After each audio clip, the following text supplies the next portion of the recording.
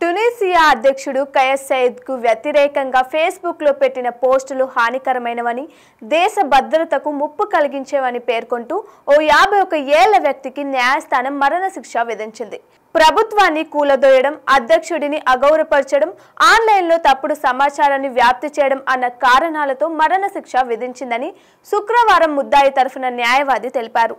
అతడిని 2024 జనవరి నుంచి జైల్లో ఉంచారని చెప్పారు.